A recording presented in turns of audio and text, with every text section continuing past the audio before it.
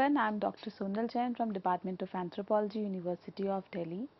In this series of forensic science lecture, today we are going to talk about AFIS, that is Automated Fingerprint Identification System. In this lecture, we will talk about how the comparison of fingerprints are being made by the Automated Fingerprint Identification System at the various forensic science laboratories. Whenever a fingerprint is being found at the crime scene, it can be a latent fingerprint or a patent fingerprint. Latent fingerprints are those fingerprints which are not visible to the naked eye. The patent fingerprints are those fingerprints which are visible to the naked eye. Latent prints are made by the perspiration or the sweat or oils which are present in the tips of our fingers. The patent fingerprints are formed whenever any material is being present, for example, any paint, grease, oil is present on the tips of the fingerprints and the prints are transferred to another system, to another surface by that color. So, whenever the forensic science lab receives a fingerprint, the fingerprint which is at the crime scene, the prints are normally not in a very good form, because whenever they are being developed, they get deteriorate, or the fingerprints are very old. So, enhancement procedure at the crime scene is not possible. Therefore, automated fingerprint identification helps in the enhancement of the fingerprint as well as to make comparison. Years ago, when there was no automated system was present, the forensic experts used to identify and compare fingerprint with their hands. They used to mark the points and then they used to take a photograph of the fingerprint and they used to photocopy it 50x, 100x, 150x and then compare with the suspect's print using a hand magnifier and a pen or pencil. But with the development of various automated fingerprint identification system, it becomes easier for the software to enhance the print and to identify the print. So, the automated scanning devices, they convert the fingerprint images into digital minutiae. Whatever the fingerprint you look at, the ridges you look at, the delta you look at, the type lines you look at, it is converted into digital minutiae by the automatic scanning devices. The ridge endings, the bifurcations, they are converted into the minutiae. AFIS has two types of databases. One is the arrest prints, which is the known. Whenever any person who has committed any offence and it has been proved by the court of law that this person has committed this crime, then that person is known as an offender. And if that person repeats the crime again and again, then that person is known as a repeated offender. Such persons who are repeated offenders, their fingerprints are being put in the database by the AFIS, that is Automated Fingerprint Identification System, for the future use. However, the prints which are found at the crime scene, they are known as the forensic prints. These forensic prints which are being developed from the crime scene, they are compared with the arrest prints which are already present in the database. The matching shows that this person is a repeated offender, and if there is no match, then we have to look for suspects. We have to take their fingerprints and then to compare them. AFIS is basically, its search algorithm determines the degree of correlation between the question and known prints. How the prints which is under question, that means which is found from the crime scene, and the known print which is already present in the database, how those two prints are correlated. It conducts thousands of comparisons per second. All selected prints are verified by trained examiner also, and the standards enable agencies to easily exchange data. In the AFIS, for the feature extraction, the human fingerprint is comprised of various types of rich patterns. They also follow the Henry system, where the loop, right loop, arch, whirl and tented arch are being classified. The features are extracted.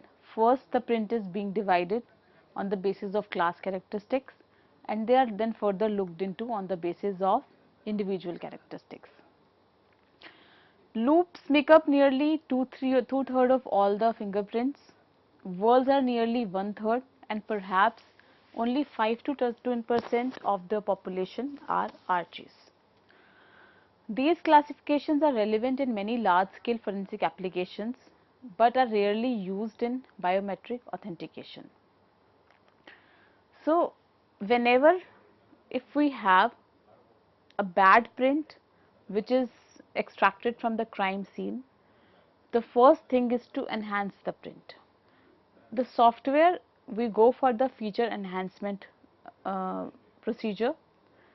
This feature, the feature enhancement, if we look at the original print, it was messed up, and the ridges and the type lines and the minutiae were not clear.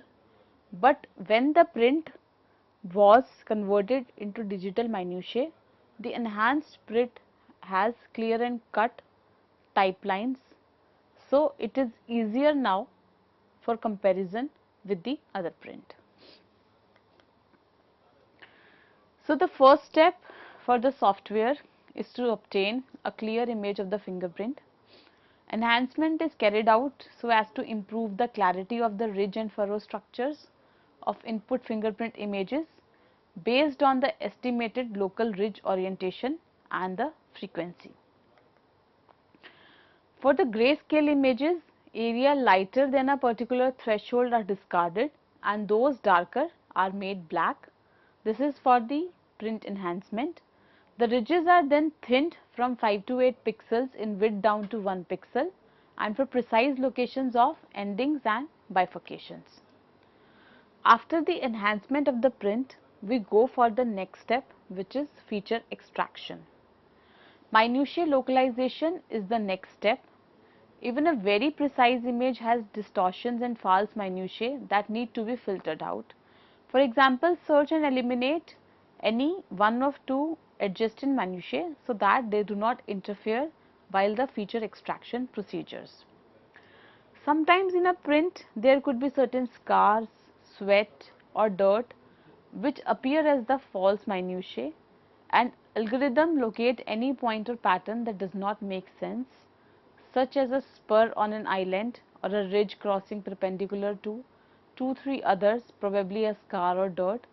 So, in such cases, the trained examiner who is examining the print, he should look for what is false minutiae and should remove that point while analyzing or while comparison. A large percentage of would-be minutiae are discarded in this process. The point at which a ridge ends and the point where a bifurcation begins are the most rudimentary minutiae. Once the point has been situated, its location is commonly indicated by the distance from the core. Core is majorly which we call as the center of the fingerprint, and with the core serving as the 0, on the XY axis, then we start counting for the ridge ends, for the bifurcation and other features in the fingerprint. In addition to that, placement of minutiae, the angle of the minutiae is normally used. When a ridge ends its direction at the point of termination, establish the angle, and then this angle is taken from a horizontal line extending rightward from the core and can be taken up to 359. Also, the location and angle of minutiae, some classify minutiae by type and quality, and the advantage of this is that searches can be quicker. If we say this type of minutiae is present, we have to look at the bifurcation, Y bifurcation fork at this angle, then we look for another print where at particular angle that minutiae is present. and that can be helpful for the quicker searches, as a particularly notable minutiae may be distinctive enough to lead us to a match, which can help us in removing which are not matching. So, after the enhancement and the feature extraction, we go for the template selection. The matching accuracy of a biometric based authentication system relies on the stability of the biometric data associated with an individual over time. The biometric data acquired from an individual is susceptible to change introduced due to improper interactions with the sensor. For example, if there is a partial fingerprint can be there in the cases when there are forensic prints from the crime scene. The prints are not proper or they are not properly lifted. Modifications in sensor characteristics, for example, optical versus solid state fingerprint sensors.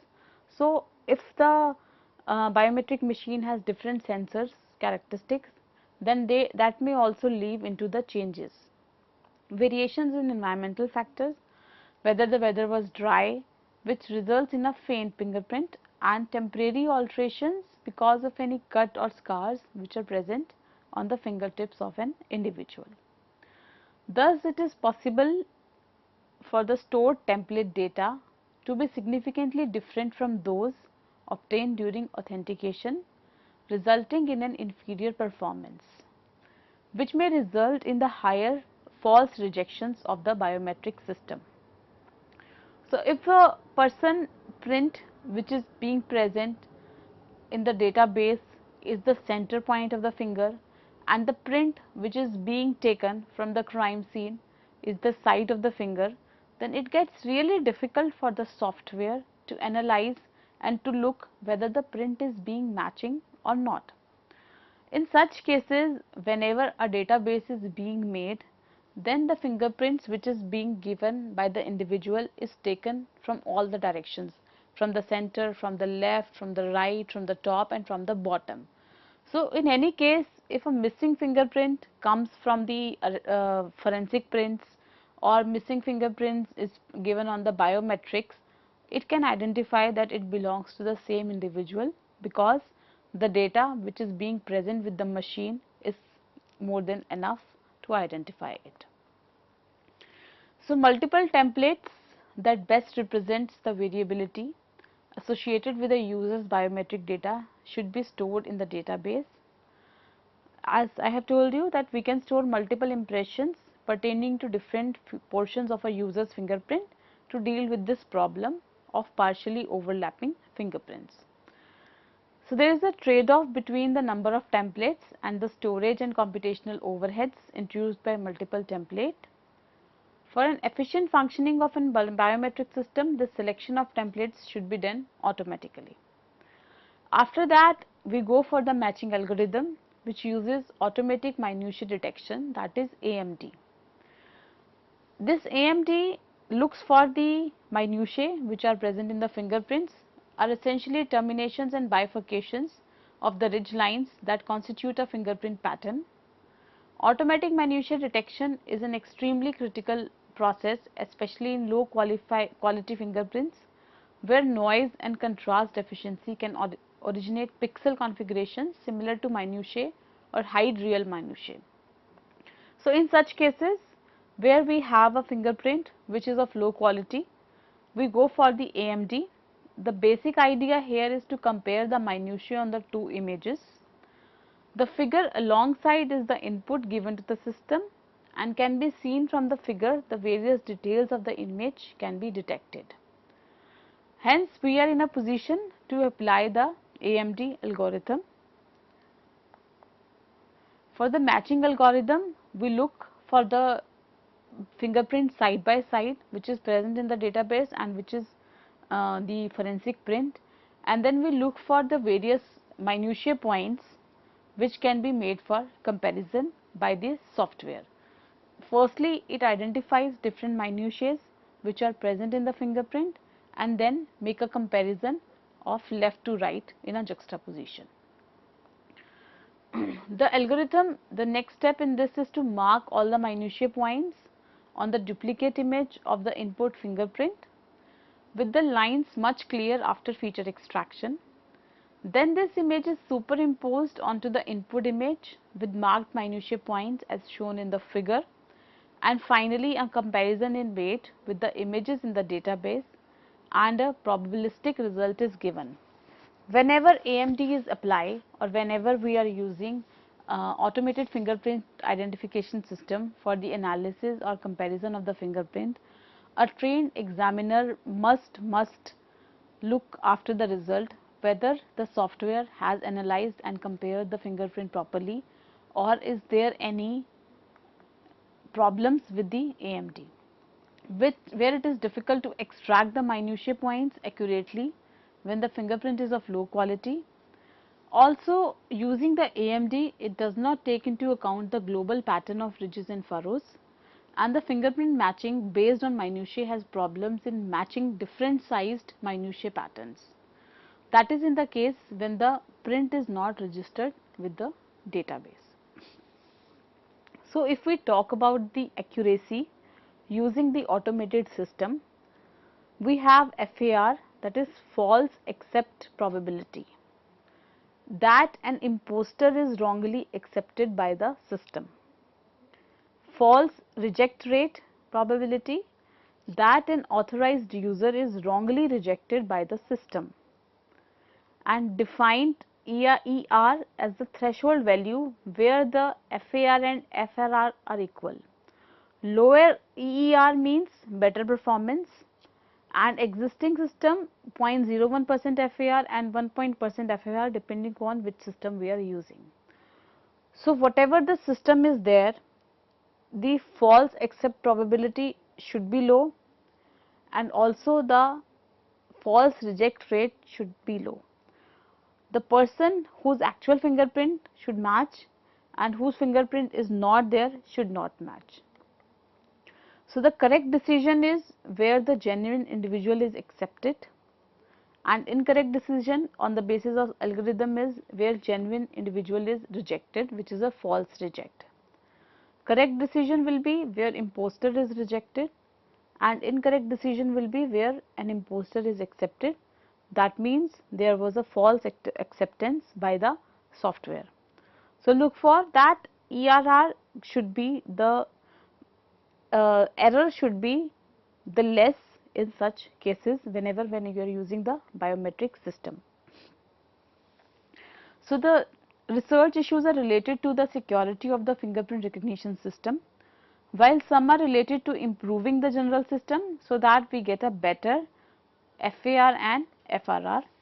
For that, we should go for the 3 process: multi-biometric system, second security against fake fingerprints, and third is third level detail. So, the multi-biometric system, as the name suggests, we use different biometrics. Along with fingerprints, we use face photograph, we use voice, and we use iris identification. So, if a combination of biometrics, multiple biometrics will be used, then it will make a security system more effective and more promising.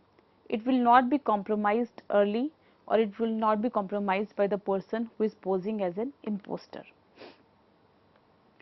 Multi-biometric systems, as the name implies, use multi-biometric traits.